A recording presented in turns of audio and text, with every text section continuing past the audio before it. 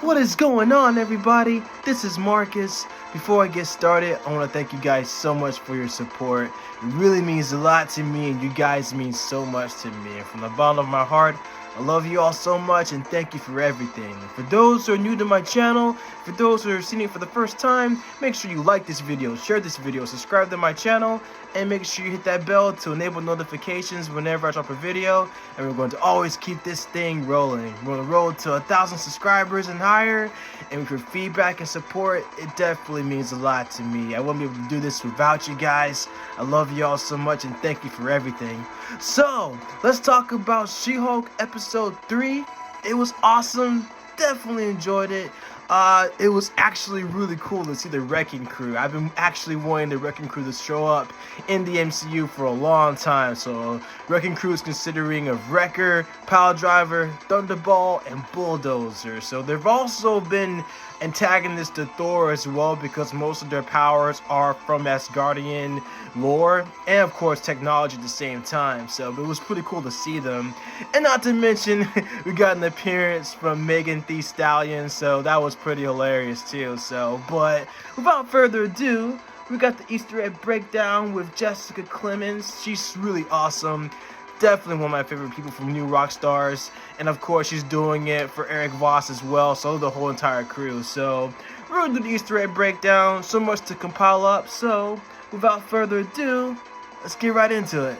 Welcome back to New Rockstars. I'm Jessica Clemens, and I'm so pumped to talk to you about the third episode because there's so many fun things that happened. We got Wong being just Wong.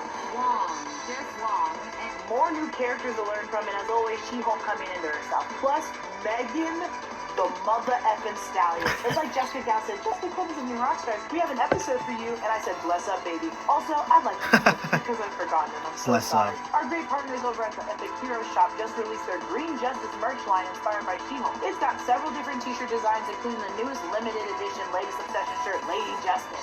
They're also dropping lines inspired by House of the Dragon and or Rings of Power in the coming weeks. When purchased, you get an opportunity to get a shout out and such from Boss and T and I on Inside Marvel. What fun!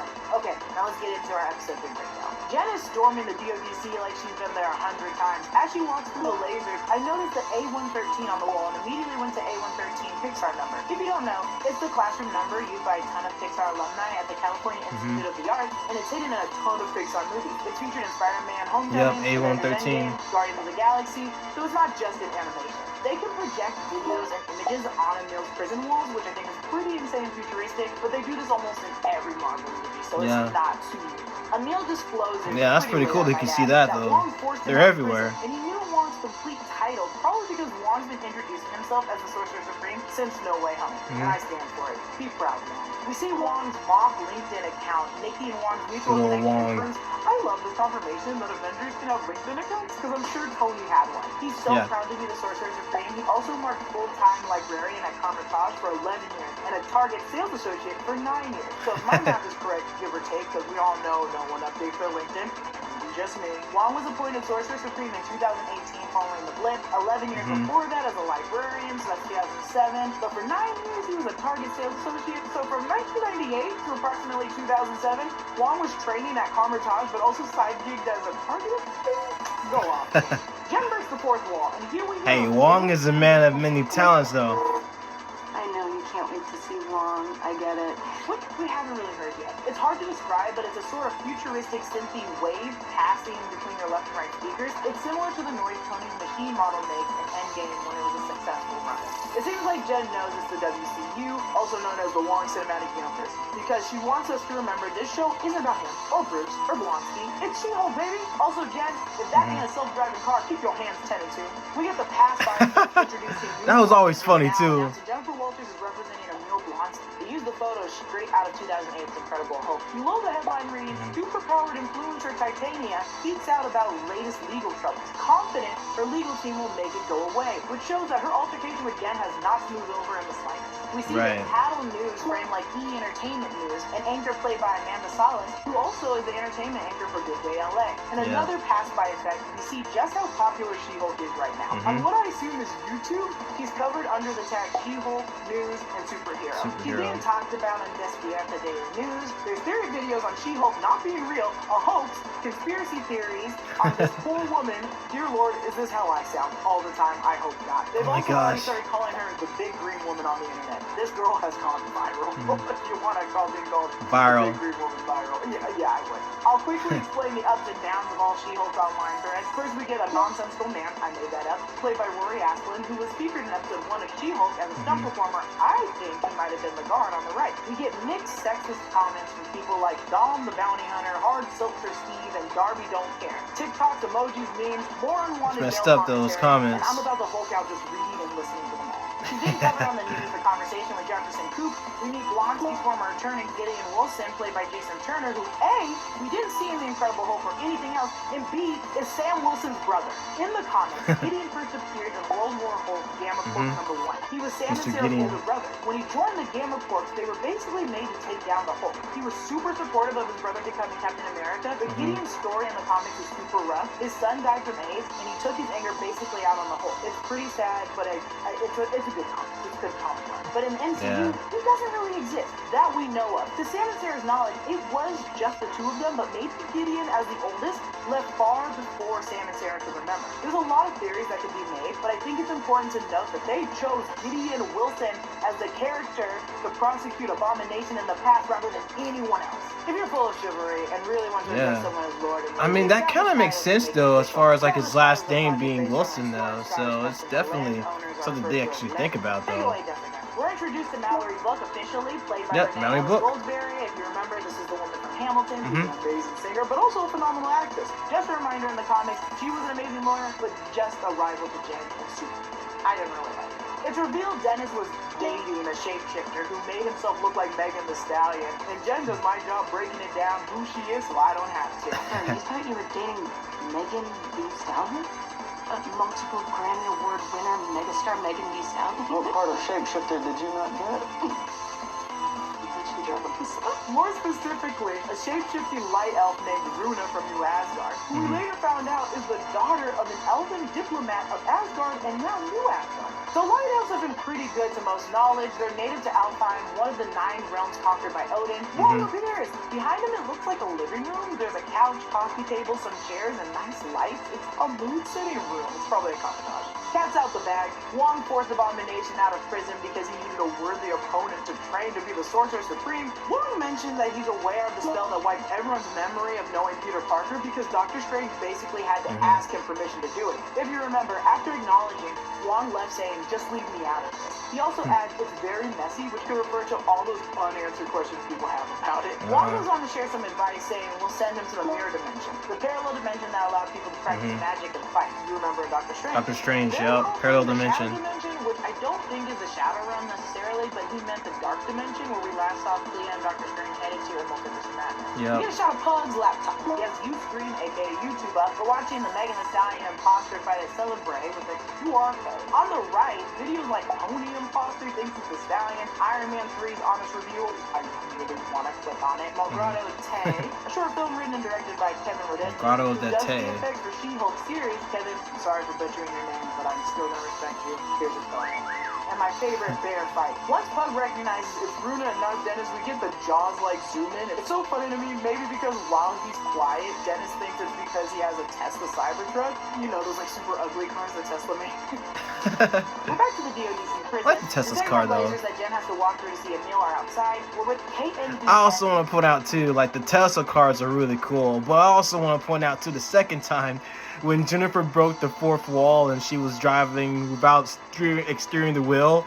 Basically, that was pretty hilarious because I couldn't even get over the fact that she basically just turned around, looked at the camera, had her hands without touching the wheel and just looking at the camera and just breaking the fourth wall. That had me rolling the entire time, and that was just like classic Jen because I never seen it in the comics, and the fact that she did it in the MCU was just totally hilarious though. The anchor is played by real-life journalist Sharon Reed. The man was KAJE3 asked Jen if it's true she's been rejected by the Avengers, and in the show we know that's a blatant lie. Even in the comics, she's left and returned a ton of times, but has never been rejected by them. She's been fired, yes, but that's a different kind of rejection. Right.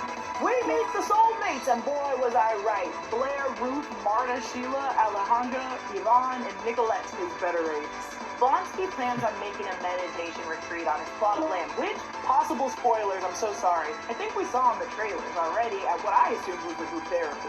Blonsky's first preliminary witness is the literacy program guy, Sean Holt, played by Brent Brown, the prison counselor Amy Chance, played by Jennifer Van Horn, and the crying guard, Carl Cowart, played by Robert Stevens Way. Now, according to Jen's documents, they don't mark what was assigned in the credits. This could just be a little mistake in post, or Jen genuinely confused with their job. I think it's the first one, which is no biggie. I just have to acknowledge it. And if at this part you were like, I don't know what a shiv is, it's a shame. I keep it in my sock at all times. It's a breakdown. If someone doesn't know what a shiv is, I have to explain it. Wong says this. Oh, Jessica. Kumite, Insinuating, yep. It might be a little longer until Emil truly gets his verdict. But also, the Kumite covers a lot of things. It's one of the 3 main sections of karate training. It's Karate. not just the blood sport or that one episode of the Boondocks. When we switch to our B story, we get a Oh, the picture of Boondocks. Price, played by George Bryan, and Bruna's lawyer, Lauren Jester, played by Rick Kaufman. When this is said by Judge Price, She may have diplomatic immunity in New Asgard, but we are not in New Asgard. it's a tricky answer, mainly because I'm not a lawyer. But according Right. to the United Nations Treaty Collection, modern diplomat immunity was codified as international law in the Vienna Convention on Diplomatic Relations, which has been ratified by the U.S. and Norway, which is home to New Asgard. So basically, we agreed in Article 9 that we, the U.S., can consider someone as unwelcome, but we still have to let their home state know. If we don't hear back in a certain period of time or they refuse, we can ask them to leave the U.S., or we can cancel the diplomat's visa and bar them and their families from returning to the United States ever again. So when Judge Price said that, he could be referring to the fact that New Asgard is its own country within Norway and has different diplomatic immunity. Or maybe because Runa has it in New Asgard doesn't mean the U.S. gave it to her. To be fair, New Asgard isn't that old. I don't know how the UN handled previously signed treaties with new cities with an old country, but I assume they fall under Norway's jurisdiction. If you're a lawyer, just hit me up, or if you have better knowledge of international law, just stand up, please, in the chat. Runa's this speech, which I think we all remember from Thor Ragnarok, and it's perfect timing. Excuse me, Your Honor, but Asgard is not a place. It is a people. Therefore, Thor's inspirational speeches are not admissible in court. Asgard is not a place. It's a people. That's what Heimdall said. Emil turns into Abomination, and he is Yup. so gentle picking up his shoes. As we know, this Abomination favors more to the comics, hence his little gilly gills. What I really hate, though, in this scene is how much his partner's fume over him changing into Abomination. It just makes me want to throw myself out of a moving car, you know? It's just, like, why? And then he's waving at them in the reflection. It's so... I don't want to yuck anyone's yum, but it's weird. So Man. currently, Wong is a wanted man. Abomination got game, though. Let's keep that noted because Wong is now a wanted man. The KNBS News 6 reporter mentions this. Is there any truth to the rumors you got your powers from a mafia hit gone wrong? Which happened in the original comics. Crime boss Nicholas Trask Bruce shot and seriously injured Jen, warranting a blood transfusion from Bruce. Just like in the comics, she was In injured. the back, we see KCAD35, which we haven't seen in the MCU, but is the news station for Breaking Bad. I'm rewatching Breaking Bad right now. The app on Nikki's phone Love is Breaking Snafu, Bad. which is a satirical comic book from the 1950s. Marvel Comics. Oh, made Snafu, it yup, Mad classic. Magazine, written by Stan Lee. Catch here when Jen Little breaks Stan Lee the with the fourth Mad wall. TV You do magazine. notice, but Holt noticed in the first episode. So maybe it's like the family shared DNA can recognize it. Another anecdote we can see more of as the series goes on, but worth noting as the idea that only certain folks can see it. Seeing as you can get up to 3 years in jail or prison for false impersonation in California, 60 days is a great punishment. But again, not a lawyer. Please don't use me as a cause to any of your crimes, people. I will freak out. I screamed so loud when Megan Thee Stallion presented herself in that whole church peak get-up and fandom match. That person next to her is just as shook as I am. Signature included. So when Dennis mentioned making sure Runa could never trick anyone again with her powers, it was right on the nose that Jen would think about using the inhibitor. Remember, Bruce had it in the first episode. Now this tricky instrument can open the door to the Mutant Registration Act we saw in X-Men. Seeing as we're already acknowledging mutants exist in the MCU, basically the Mutant Registration Act identified and tracked all mutants but could set up any vigilante to target registered mutants. Regardless, capturing people and using an inhibitor immediately sounds like a fine idea until someone is falsely prosecuted, wrongfully imprisoned, or killed while in holding. It's not as easy as Jen thinks, and this could set up shop for a very dangerous game. On Citizen News tonight, the news anchor is played by Bob DeCastro, who is also on Fox 11 LA. She finally interviews and is a giant Fox step for 11 She-Hulk, LA. and I'm so proud. No pun intended. I just love her, and I'm glad at how she's doing the show. The ninja Me tells too. she gets jumped by this man in a yellow helmet. And this guy who has purple emitting glow from his blood. And this guy with a blue emitting crowbar. The And Wrecking this Crew. man has a pinkish ball and chain. We later find out that one of the men is named Thunderball. And oh baby, wait till you get a gander at this crew. Now, you might have seen them in Avengers, the Earth's Mightiest Heroes fighting Thor, or in Ultimate Spider-Man. In the comics. They are the supervillain team known as the Wrecking Crew. See the W's on their shirts? So why do they have shirts for their crimes? Their story is pretty wild and chaotic. Dirk Garthwaite, aka the Wrecker, broke into Loki's home with a crowbar, and right as Loki was getting powers from Cornella, Dirk got in the way and got it. He later fought Thor, and his powers transferred from him to his crowbar. Yup. In prison, he met ex-physicist Elliot Franklin, aka Thunderball, Brian Koleski, aka Piledriver, and ex-Army Sergeant Henry Camp, aka Bulldozer. When they broke free, they retrieved the magical crowbar. They really stood in the lightning storm, pulled a Shazam, and each got a piece of his power. They each have distinct weapons they use. So Bulldozer has his armor, helmet, neck, shoulder covers. Wrecker has his crowbar. Thunderball has a ball and chain. And Piledriver has huge hands that are super strong. They fought in secret wars. They've even assisted. Yep, they're in secret wars too. During the Skrull invasion. So ultimately, we could see more of them since we're headed in that direction already. But they did steal these weapons from an Asgardian construction worker. So maybe the origins may change a little. Their backstory in She-Hulk could also be different from the comics. But these characters in the comics are around all the time, fighting everyone and usually losing. Now, for the real question. Who's their boss? And here's my theories. In the comics, they worked under the Hood, who we know is coming into Ironheart, and they worked under Baron Zemo, who led the Masters of Evil and fought the Thunderbolts. So those two characters are two big deals because they're getting them in another series or movie anyway. The leader from Incredible Hulk, he was super excited to work with Banner, and with his blood, he could do a lot, maybe getting She-Hulk to do even easier. Or lastly, they could be working for Leapfrog, which, hey, is a stretch, but it would be fun to see a more rich version of Leapfrog trying to make up for what his dad couldn't, and he has his own team of people. The episode closes with Yonaka sees the power. I love this song. This is the first piece of That's a good song too. I love it too. And they even said in an interview, we want you to get lost in a feeling of strength and empowerment when listening Sees to the this power. song. And I want that to be completely true. Though Jen looks defeated in this last scene looking at her reflection, it feels like the ending of every Euphoria episode. I just want this to be the look of a woman who just recognized, yeah, maybe her whole life is over. But she's a superhero now. Versus thinking, I can't do this. I don't want to do this. I want her confident. I just want her courageous. We get a new courtroom illustration of Blonsky's release shuttle with his 7 partners happily crying and waving them off goodbye. We get Nikki's thirst trap with the books in a library to catch Wong's attention. Jen is taking Megan Thee Stallion out on a very luxurious date, assuming that's not actually Megan, but maybe Runa. Megan Thee Stallion is Jen's latest client, and let me tell you, I've never been happier. This is like watching your 2 very best different friends meet and become best friends. This is like the first time you put peanut butter and chocolate together. This is my 2 favorite things coming together. If they somehow put anime in this, I just explode. And to top it all off, they're twerking. They close the episode with a body by Megan Thee Stallion, and if you told me 5 years ago Kevin Feige would approve of the hot Ebony, aka Tina Snow, aka Megan Thee Stallion, would be canon in the MCU, I'd say, are you lying? Oh, that's everything I spotted in the 3rd episode of She-Hulk. Oh my Follow me gosh. on Instagram and Twitter at Luke_Clemens. Follow New Rockstar. Subscribe to New Rockstar for more breakdowns of everything you love. Thanks for watching.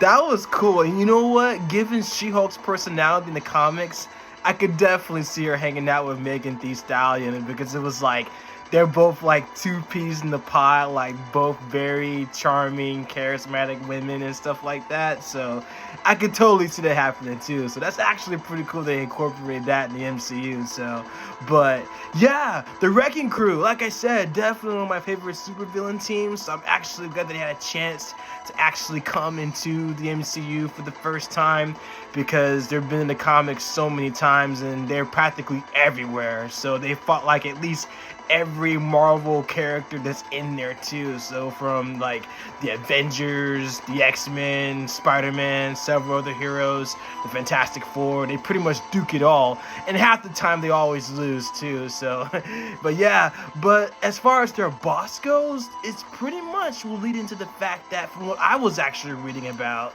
is that we could pretty much see Contessa. She's basically like pretty much forming the Thunderbolts anyway, so I would not be surprised if we actually do see Contessa Alevanje. So that'd be pretty cool if we actually do see her there for sure. So, I mean, she's been definitely recruiting several of the anti-heroes, like, for example, U.S. Agent, and we could be getting, you know, the Abomination joining too, maybe, even though he's already reformed and probably can't really, get involved in certain things anymore because he's basically already gave a vow, especially during the testimony, that he wasn't going to become an abomination anymore, that he was going to live a life of just peace. So we'll see. Anything can happen, but somebody has to have the muscle for Thunderbolts as well. So, but yeah, we could be seeing that. And I think Contessa could pretty much be the next reveal. Who knows? It could be Frogman. It's a stretch, but who knows? We could pretty much be seeing the leader. I would love to see the leader return to the MCU because Samuel Stern, we haven't seen him since 2008 because, when he was exposed to the serum, his brain got bigger and he was going to transform into the leader. So it would be cool to see the leader in the MCU, which should be definitely awesome too. So, but there's like so many stories that you can pretty much come about, like so many mysteries to pretty much be revealed. So I'm looking forward to it. I'm definitely along for the ride, but She-Hulk Attorney at Law, great series so far. I'm looking forward to episode 4. It's definitely going to be awesome next week. So definitely looking forward to seeing it next Thursday. So it's going to be awesome. But let me know what you guys think in the comments down below. What you guys think of episode 3. And just let me know what you guys think. And I love you guys so much. Thank you for your support. I love y'all. Be love, spread love, always stay positive, never give up. I love you guys so much. Excelsior. I'll catch you guys in the next one.